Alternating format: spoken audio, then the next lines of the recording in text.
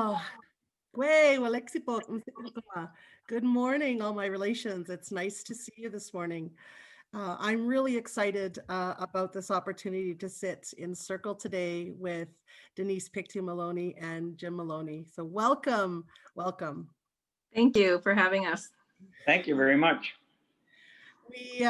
We were really, Denise and I were having a conversation about the upcoming Remembrance Day, and we were thinking about Aboriginal Veterans Day, and we wanted to have an opportunity to sit in conversation and to hear the stories and to provide an opportunity for courageous leaders to speak what is unspoken. And so I'm really honored to be able to sit in this conversation today with my sister friend, Denise Pictou Maloney, who I've known for several years now. It's beautiful to have an Ilnu circle, a Mi'kmaq circle of folks to have these conversations with. Denise is the daughter of Jim Maloney and the late Anna Mae Aquash. And so Denise is we always get into many deep conversations about rights and activism and about the history and injustices of our people and standing up for inherent rights and sovereignty. And so, Jim, when Denise and I were talking about Indigenous Veterans Day and the experiences that our family members, that our nations have had and our people have had, she was sharing with me about you. And so we reached out to you, Jim, to invite you in a really potentially challenging but very most important dialogue today in telling those stories. So for just a little bit about Jim, for those that are just joining us and might not be familiar, not only is Jim Denise's father, but he is Sipekne'kati's district war chief and has loads of experience and knowledge and understanding of the history of our communities, but also quite involved in advocating and advancing in the most hardest and challenging ways the rights of our people over the decades. And so we're really honored, Jim, that you said yes to sit in circle with us today and to share with us, to also laugh. I know that the stories and the storytellers have so many important stories that are important for us to hear and share with the different generations. And many of our families and our people haven't had an opportunity and choose not to speak up. So welcome to this courageous circle. And I'll open the floor for you to share a little bit more about yourself in accepting the invitation today into speaking about the unspoken. Baksabi walalin. Kway. Nina dalaw si sage, jaksibadagidik wedgiskijinawi. Kinawagan mo dan lameg and gamlamunk wedgia. Thank you very much. I'm honored to be here today to speak to you, and I'm going to speak to you from inside my heart. Nucha na dalawasisana ekiano. Sma'knisk na nucha. My father was a warrior in the Second World War, and he fought overseas 1939 to 1944. He spent 5 years over there as a warrior. You got to remember, when our people volunteered, the Mi'kmaq were the highest percentage of volunteers for the Second World War per capita. 93% of eligible Mi'kmaq volunteered for the Second World War. And these were men with big families. My father at the time was 33 years old. A lot of the Mi'kmaq soldiers were over 30, and many of them had very large families to look after. So when they left the reservation to go overseas, there was no communication process. There was no telephones. There was no electricity on all the reserves at that time.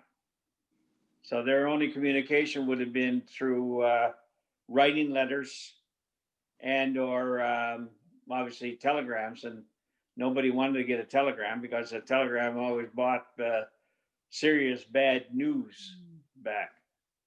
So a lot of the times there was no communication for years until they got back, because a lot of them didn't write letters. My dad was very well self-educated, wrote a lot of good letters.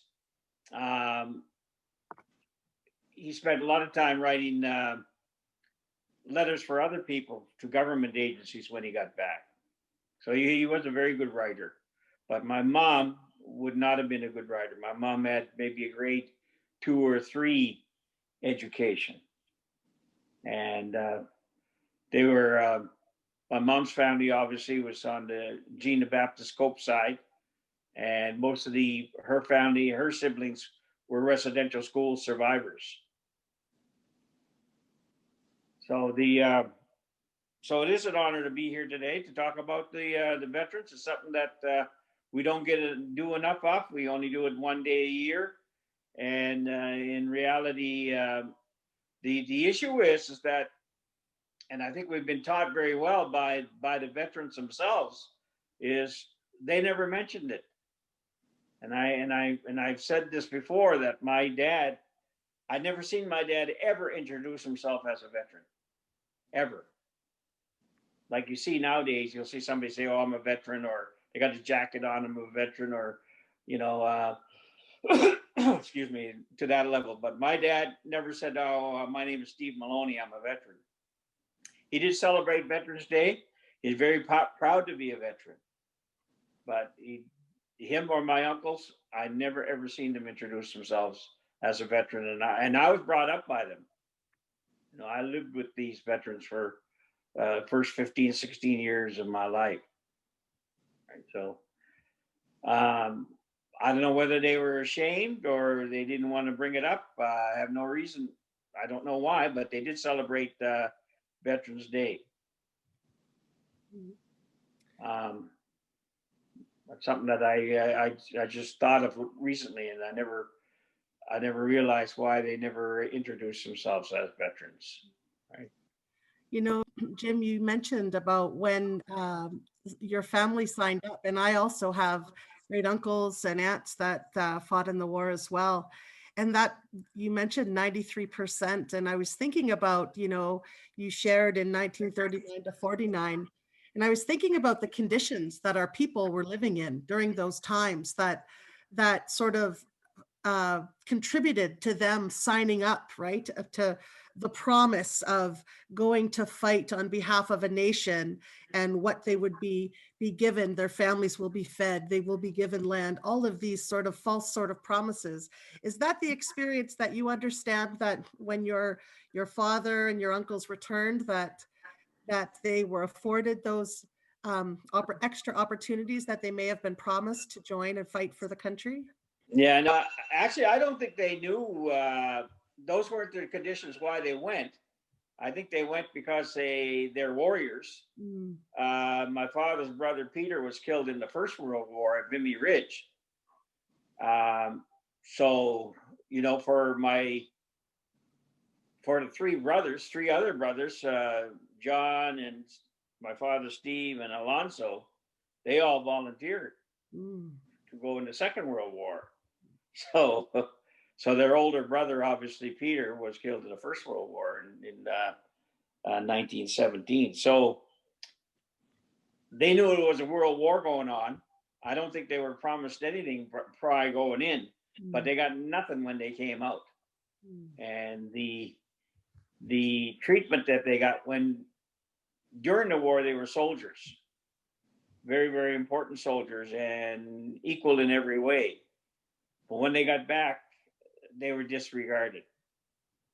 And anything that they got benefits from the Veterans Affairs was to be used on the reservation. Any lands they got for fighting the war was part of a reservation land, which they already were on. And any Veterans Affairs homes that they got was just that, whatever the Veterans Affairs allowed. And they were punished. I mean, if they were in the war for more than 5 or 6 years, they lost their status, right? If they finished high school, they lost their status. If you had a steady government job, you lost your status. So the whole process was this elimination process of getting rid of the status Indians. And so when they came back and they built that, my dad eventually did build a house, but it was called a new house for 25 years and nobody lived in it. And because the Department of Indian Affairs wouldn't put 1 cent towards his Veterans Affairs home to finish it. So he just had to shell off his place, and it was never wired. It never had plumbing. It never had anything into it. And I think he moved into it in 1968 or 69, and he had an old extension cord running from his other old house that he built into this house. And initially, he just used it as a workplace to make axe handles, and because there was no stove or heat or central heating or nothing in it. And eventually, he put a wood stove in and moved in himself, and that's where I think a year later we had his wake. It was in that house. So he did manage to get in there, and he died in that home, and we had his wake in the home, but it was never ever finished to the point that it should have been. There was still no running water. There was no proper electricity in there, and there was no central heating of any kind. So in reality, they were punished. They weren't allowed to go to the Legion. They still couldn't vote actually when they returned back from the war. They couldn't vote till the 1960s. They couldn't go to they couldn't buy alcohol from any store. It was illegal, so they couldn't go to the Legion. That was late 60s when they finally got the idea to drink alcohol. So these guys drank a lot of vanilla, shaving lotion, rubbing alcohol, homemade brew. That type of stuff is the type of alcohol they would get to try to rest their minds from the devastations of trauma of war. And they were traumatized to begin with. A lot of these guys were traumatized by way of brought up in the reservation on the Indian Day School and the residential school. My uncle Lawrence Maloney said in an interview that the Nazi Germans treated him better than the schools and priests at the residential school. What the hell is that? What are you saying? Wow. That is incredible. And then to come back from the war and then to be treated worse. They got a taste of glory in the war. They got a taste of freedom. They got a taste of appreciation. They got a taste of self-worth in the war, even though they were putting their lives on the line and crawling in fucking trenches, right? But they got their self-worth in the war. And when they came back, they were proud survivors of the war. But the treatment that the government gave them when they got back is what killed them. The war didn't kill them. What they couldn't do when they got back and how they seen their treatment, how they were being treated, broke their hearts. Right? Because they had nothing when they came back. They seen the castles, they seen the homes, they seen the big cities, they seen how other people lived in Europe. And they came back here and they had to go back to their poverty-stricken reservations. Right? So they had a taste of honey and milk and honey in the war. That's where they had to go to get freedom and to be equal. Can you imagine that? How ridiculous that is. So when they got back and they couldn't get that, a lot of them left. A lot of them went to Boston, right? And Montreal, Toronto, but most went to Boston. A lot of them went to Maine. A lot of the veterans. All my uncles and them went to Maine. All of them. Some of my uncles went across that border and never looked back. Mm. Gone. We never seen them again. Just recently, in the last 2 or 3 years, we connected with our cousins down there. There's like 175 cousins I have down the stateside from 2 or 3 uncles that cross that border. And they never told their people anything about the reservation life, residential school, or the war, or being Mi'kmaq. You know, Yeah. Mhm. so you could imagine what would cost a person to do that. I did it myself, I guess. You know, I ran away when I was 16 and hitchhiked to Boston. Mm. Right, Mhm. so I left because of the same reasons they left back, 30, 40 years ago. I took off, right? So I guess I do understand some of it, but obviously I never experienced what they've been through, and I don't know what they've been through because they never ever talked about it. Mm. And you see the medals hanging over my head. These are my dad's medals. Oh. Belgium, France, Holland. There's a fighting for freedom over there. Came back wounded. Blew his ankle off and shrapnel, and he had tunnel vision for the rest of his life. Couldn't see this way, and always had stepping over stuff when we'd be working in the woods, and he'd curse when he tried to trip on something because of the peripheral vision. You can't see anything below his waist. Right. The only time I ever heard him say anything about it. That's crazy. Mhm. I think about the sacrifices that our warriors made, in going there. And then it really touches my heart, and they returning and their dignity is not upheld, and that's a continued narrative of our people in all that we continue to do.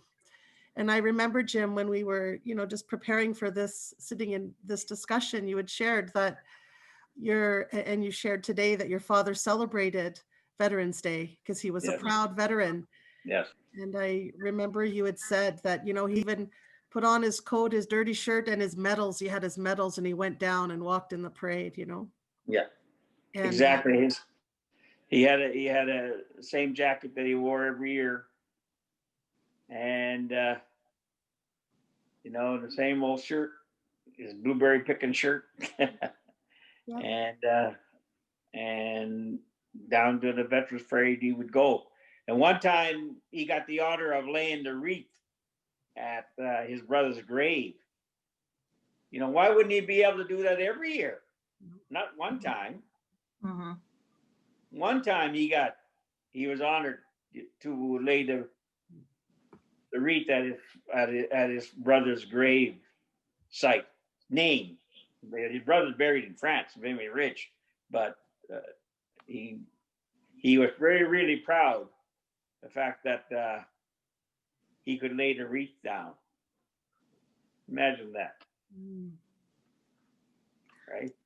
I remember once hearing an elder say that the war never ended for us, with our returning veterans, in understanding that, we've come from such a long line of warriors and having to fight for our inherent rights and our ability to have value and to be treated with dignity and, as equals and with equity. And one of the reasons I wanted you to tell this story today was because we know that sometimes our veterans, and specifically our Indigenous veterans, are viewed through what I like to call a rose-colored lens, where they talk about the honor, where they talk about the sacrifice, they talk about the gratefulness that the country has for these veterans in stepping up and helping to protect our freedom for Canadians. But very rarely do you hear these stories of how hard it was to come back, and the inequity and the lack of dignity and then the results that happened. And I know you, Dad, have talked in the past about watching Granddad, you know, really struggle with this because nobody talked about it. And, No. you know, it just wasn't something that was done because there were no resources. There was no help. You know, we look even today, you know, I tried to find a video or some kind of conversation that, you know, could share the realities, because I think we really get caught up in looking at our histories in a way that it doesn't really speak to the truth. And what happens is it really gives a false sense of, for our future generations, of even how to deal with issues of inequity and loss of dignity. You know, we can speak a little bit to what we're experiencing here in the East with our fisheries, and knowing that, you know, for a lot of our veterans, they didn't have that opportunity to have that recognition when they returned home, you know, and how we try to move forward now in trying to support our veterans in the right way. And part of that has to do with them being able to speak their lived experience. We know sadly that a lot of them have passed on, but you know, I'm grateful to have people that can speak for our veterans and who were there to witness it. Yeah. So thank you. You got to remember that the guys that did actually go to war and become war veterans, First and Second War, Korean War, and the other wars that are conflicts, whatever you want to call them, that happen nowadays, especially the Indigenous people, they were born warriors. Men and women were survivors of many, many, many battles, of poverty, of genocide, of spirituality, of culture, of language. You know, we're survivors of many, many different attempts that are continuing on today. So, as far as I'm concerned, they're all warriors of some type, and they need to be recognized as well. They should get that same type of respect and recognition for surviving, for staying alive. I mean, suicide has been an option for a long time, and we want to take that off the table. You know, life expectancy 15, 20 years shorter than the average Canadian. You know, that's ridiculous when you think about where we are today in 2020 and having to fight for sustenance and food and basic survival of what they call today is a moderate livelihood. Well, a moderate livelihood basically is food, shelter, and clothing. And every Canadian gets that. It's called welfare. You know, that's moderate livelihood. You know, and to say that the Mi'kmaq have to stop at that level, at that standard, nobody else has to stop at that level. You know, you can't go to a bank and say, I want to borrow this amount of money. And by the way, as soon as I make a moderate livelihood, I have to quit my business. You know, the banker will say, you're crazy, get out of here. You know, we want projections for you to be successful, right? For you to be able to pay your loan back plus. And with the hatred and the racism out there, not only are we being prejudiced against, but anybody that wants to deal business with a Mi'kmaq is being prejudiced against. So that's how far down the line it goes. That's how far we need to step up. And obviously the other side needs to come down to a ladder to come down to a certain level, right? So I don't want to get off the Veterans Day thing, but it's in reality, it's all related, because that's not what the veterans wanted for their children and their grandchildren, their great grandchildren. They were hoping after the war that things would have changed, and unfortunately, we're seeing today that they haven't changed, and the battles are still the same. And thank you for bridging that connection, because, you know, you're just making me think about the connection of, you know, in Remembrance Day, in mainstream Remembrance Day, it's sort of like they're remembering the veterans of the past. When I think about Aboriginal Veterans Day today, of course, it's honoring and dignifying all of our people that have fought, but also present as well. And you're bridging that connection for me in understanding that we are still actively engaged in wars of a different kind. Yeah. And I really honor that you want to honor our activists, our young people, our women and men warriors that are on the front lines, that are, you know, pushing pens in legal rooms, that are fighting the fight and continuing on in the war in centering their warrior. And it is, thank you for linking that to present day, what is happening present day, because the war is not over. And we are actively engaged in these fights and these to uphold our rights. As you mentioned, the veterans dreamed of a different vision for those generations to come, yet here we are still trying to fight and advance the same thing for our next generations to come. Yes, and honor to all veterans in all wars. Yeah. Honor to veterans in all wars, enemy and foe, right? And because everybody's put their lives on the line for freedom. Yeah. Right. So yeah. I have the highest respect for people that did that. Volunteer to do that. Yeah. Yeah. One of the things you mentioned about different ways that you have, that has been impacted, the different generations have been impacted. And you spoke a little bit about, you know, the veterans coming back and not having an outlet to speak about suicide and drink, you know, all of these other means to kind of deal with and unpack what they've experienced, what they witnessed. And so I'm wondering if you could speak a little bit about what you envision as the way forward. You know, we're still experiencing, you know, those intergenerational effects of that, and among other things. What do you see as a way forward?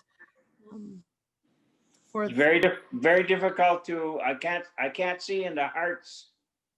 I can't see in the hearts and the minds of the people that have so much hatred and racism against our people.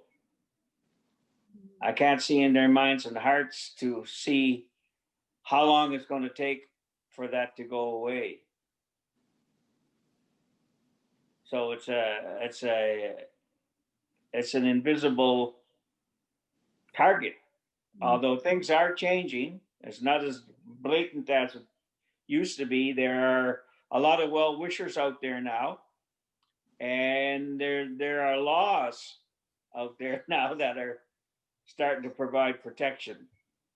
Laws against genocide, laws against what would we call mass destruction of a human race, you know, and things are starting to change. I don't think that I think that the Supreme Court 20 years ago, 21 years ago, still had systemic racism in their decisions. And how fast it's changed in 21 years is a new generation.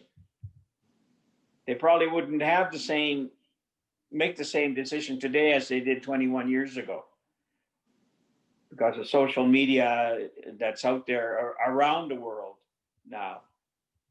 And they're more educated in respect to what actual racism is. Right? So we are winning. We are winning. but laws can't change the heart. They can change the laws of the land, but it's very, very slow in changing the heart. So I guess the answer to my question, your question is that I don't foresee anything really changing much as long as our people are operating from reservations where they're being evacuated because they can't even have water in some parts of the country. Right today, we have lands that are useless. They're the worst lands you could possibly want, so far away from all the better resources are reservation lands. We have no collateral. We can't use them for. So we're homeless in our own lands. And our treaties and our resources have to be recognized as belonging to us. That's when things will change. When I can go into the bank and say, by the way, we own Nova Scotia, New Brunswick, PEI, parts of Maine and Newfoundland. That's my collateral. And that's what it is. That's what we do own. We never sold it, never gave it away. We never lost it in a war.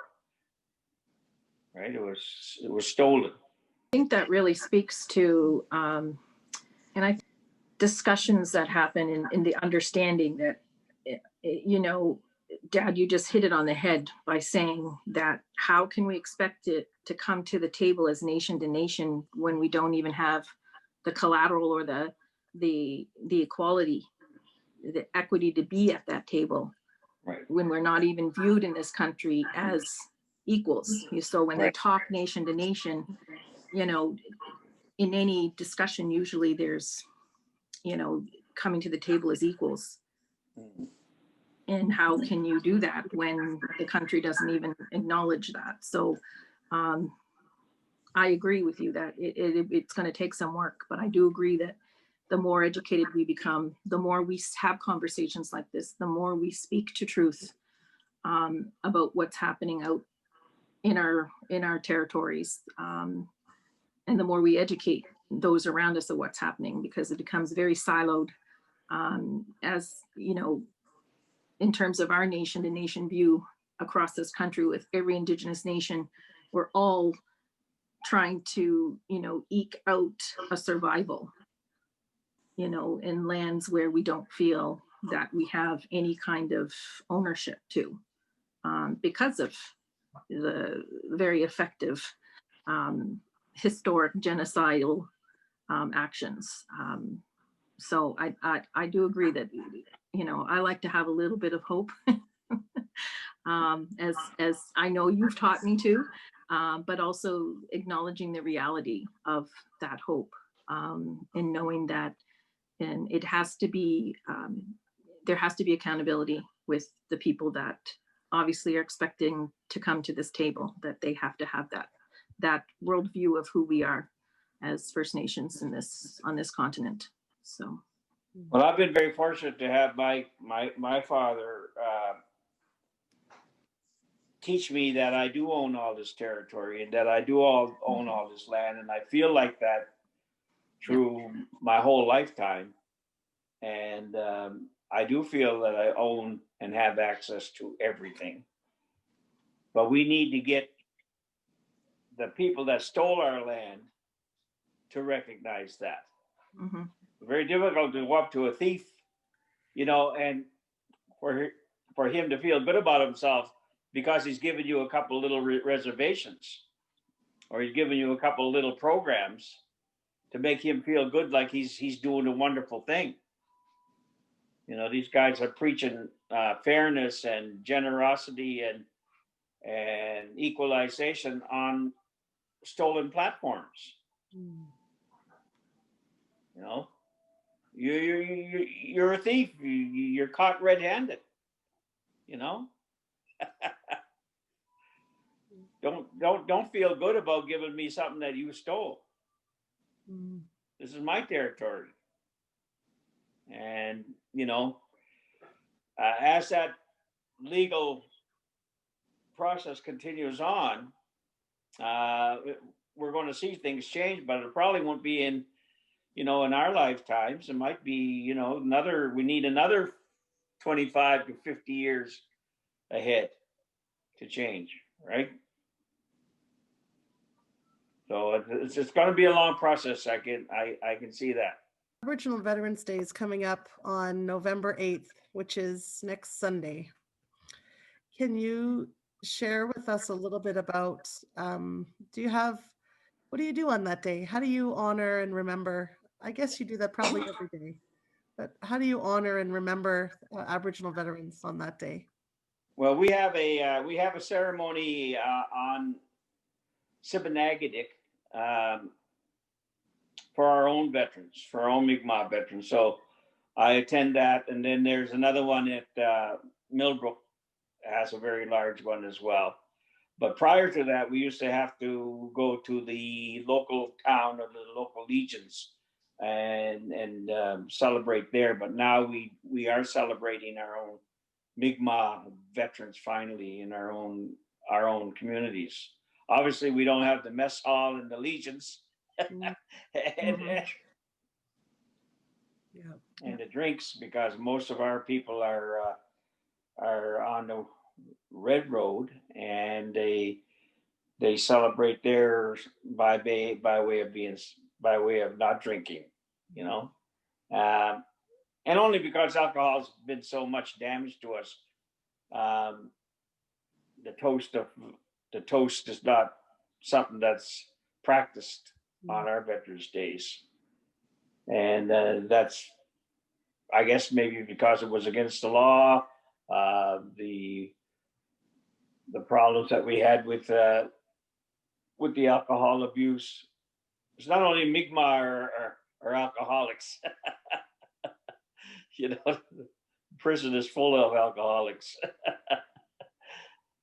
But anyways, we do celebrate it, and I participate in it, and we get up and we do talks about different things, and I like to talk about our veterans. I always talk about my uncle Peter Maloney, who's buried in France. The information that I got was that he was fighting in the trenches for four months before he was killed at Vimy Ridge. So he was a down and out warrior. And when I went to the hospital to see my dad in his last days, we were walking in the hallway, and there was an old man sitting in a wheelchair. He had no legs, and he said, that man there was with my brother Peter when he got it. Said when he got it. Right, so obviously it must have been a bomb or something, because that guy lost his legs. He knew my Uncle Peter. And I should have talked to the man, but again, respect for veterans. I didn't want to think that I should talk to him about any of that stuff, right? But that would have been an opportunity. I should have talked to my dad more about veterans, but it was something that they didn't share. Only late at night, when they thought that I was sleeping and they'd have a few beers, would I hear some of the stories and some of the stories I should not have heard about the war. Shouldn't have heard them. No, it was very, very something else. No, my uncle Laurie Maloney, they called him a killing machine. Just killed. That's what my uncles were telling me. My uncle Alonzo, big time Navy hero, two different ships that were torpedoed by the Germans. On one ship it went down, another ship there was six survivors that stuck together. It was just crazy. A real short story. He had a cross on his hand that I never ever noticed, a tattooed cross. And when he died, an old man came to the house on the reservation, and we call him a white man, Rugalacio, and he had his uniform on, Legion uniform. He says, I want to come to see if this is the wake of Alonso Maloney. And I said, yes, it is. And because we waked him in the house still to this day. And he said, your uncle saved my life. He said, when we were still tethered, we were still tied onto the ship. And he, because he worked in the engine room as an engineer, he had a knife on and he was able to cut the ties before we got dragged down. Wow. And he said, and the six survivors got this tattoo. And he said, I wanted to know if this was if this was Alonso. He'd have that tattoo. And, you know, I grew up with him and I held things for him while he was making stuff and doing this. I never, ever once noticed that tattoo. Mm. So I went over to the casket and I pulled a hand back like that. And sure enough, there was a tattoo. And they lived, my uncle was lived up in the woods, just like probably 5 miles from where this guy was. All these years, and of course the old man broke down and cried, you know, about that story. And he said, yeah, he says, we were on a lifeboat and we had bodies were frozen to one another. Dead bodies were frozen to us. We couldn't pull away. You know, that's crazy. And then another time, my uncle Alonso boat got torpedoed, and he just come out to the engine room, changing shifts. And they took one about 2 minutes after he changed shifts. And he said he was floating around debris with 50-foot swells. And he said, I could only stand one more wave and this will be it. My last wave is what he was saying. And he went over this big wave and then he come over again and he come up and he looked up and he said he could look up like 100 feet in the air. It was a ship, right? He was banging up against a ship. And he said the next thing he felt was that somebody grabbed him by the scuff of the neck and said, here's another sailor. You know, it was a British. Here's another sailor, pulling him up out of the water.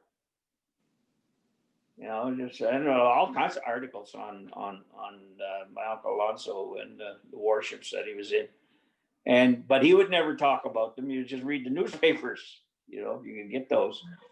And the same thing with my other uncles, Ernie Howe, and I would just go on and on. How much warriors they were. They had Mi'kmaq prayers written in Mi'kmaq, and the Germans were trying to decipher them. You know, it was a prayer book. You know, they thought they were, and they did use the Mi'kmaq language too. They talked Mi'kmaq as part of the war. They were code talkers as well. You know, so it's a lot of different things that people don't realize there. And my James Francis, he fought in 2 wars. He's my godfather. He lied. He was 14 years old when he went to the First World War. Then he went and joined the Second World War again. 2 wars he fought in. Wow. So it's amazing when you think about, you know. Yeah. So my father, I guess, would have been probably 10 or 11 years old when his brother Peter was killed in the First World War. Yeah. I think about all the beautiful legacies, the powerful legacies of our warriors that have fought. You know, we talk about, you know, the trauma that's been passed down and the hurt and the pain, but on the flip side, there's beautiful legacies, and I'm so grateful to sit with you and to hear that. And I'm wondering, what would you say to our, our young warriors now, our young men and women warriors that are engaging in further, warrior work to advance sovereignty of our peoples? What would you say to them? Warrior on. Hashtag Warrior on. warrior on. That's perfect. Yeah. Because nothing's going to be given. Don't expect an olive branch. Yeah. Every bit we get, we have to, crawl and hang on by the fingertips to get on. This whole life is a struggle. We've been born into preemptive submission, coming out with our hands up, and born as activists, and the minute we start talking, we're labeled as terrorists. So it's going to be a long fight, and we've always been up for it. We've done it for thousands of years, and our people will continue. You can't stop of who you are. It's like throwing a pigeon in the air. It'll find its way home, and it's the same thing with being an Indigenous person. You have a connection to the land. All of Nova Scotia is what we would call the term. Trying to think of the consecrated, or it's a Sabewick. It's a religious. It's religion to spiritually, because our bodies, our ancestors are here. The whole territory for 15,000 years is our home, is our graveyard. Good luck finding natural soil, because it's going to be Mi'kmaq fertilizer everywhere you dig, right? For that length of time. We have a spiritual connection with the land, with the forest, with the trees, with the animals, with the fish. And we're the stewards of the rivers and the stewards of our territory. That has not been erased. That's the connection that we have, and no amount of religion changing, no amount of beatings that we've had, no amount of education, no amount of brainwash has ever been able to take that away. And that's frustrating for people of authority and power. They just can't believe that they can't. What's wrong with these guys? How can we stop this? They can't. Can't. Those are our relatives. Right. And so we are connected to that. We're all part of it. Pretty cool when you think about that. It's really hopeful and inspiring when we understand, the ancestors' shoulders that we stand upon, literally, Yeah. You take that 15,000 years, they asked Membertou how many people he had in his nation. He said, more than the hairs on my head. Yeah. He's talking 100,000 or more, right? And the landscape would have been very, very differently, because we had caribou, and we burnt forests, and we made fields, and we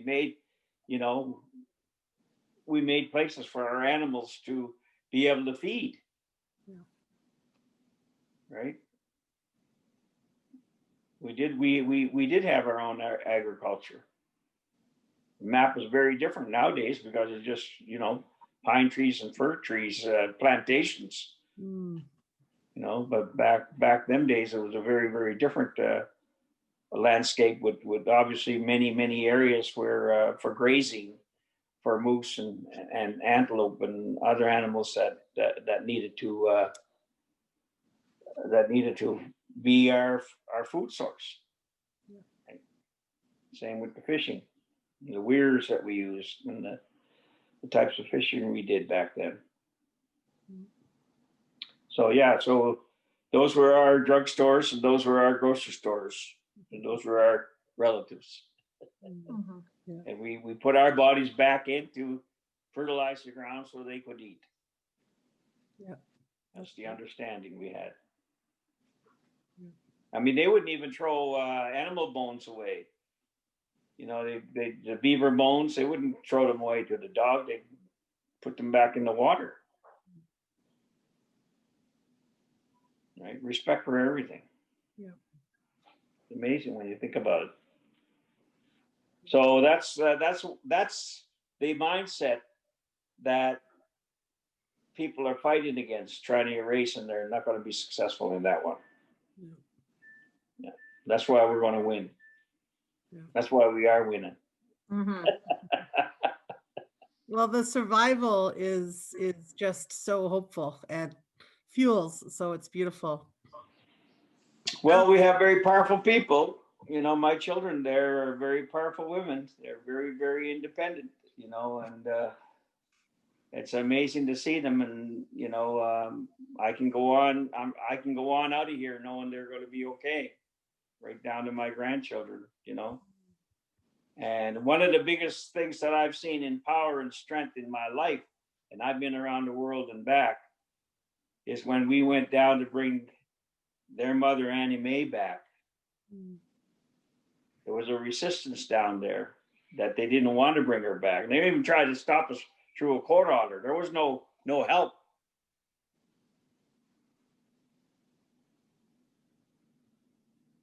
We were there armed to bring her back. And we said that we're not asking you anything. We're telling you we're bringing her back. And when the excavator got down to a certain level and they hit the certain canvas, my daughters stepped down inside and picked their mother up out of that grave with their bare hands, wrapped in a tarp.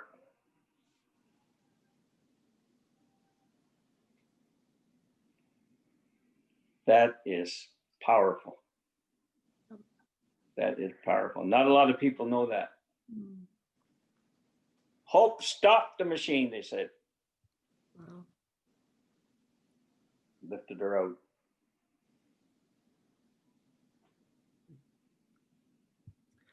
After 28 years.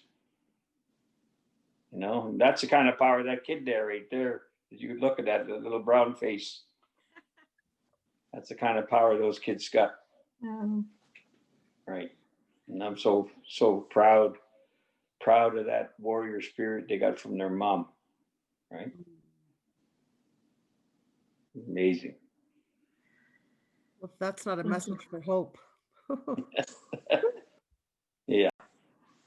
Yeah. Well, so everybody's doing warrior feats all the time. Yeah. In different ways. Yeah. Every day you wake up on a res, you hope that it's going to be a better. Every day when you go to sleep on a reservation, you hope tomorrow will be a better day. You can't brag about the day you had before. You're hoping for tomorrow to be a better day. And I'm not a person that believes in hope.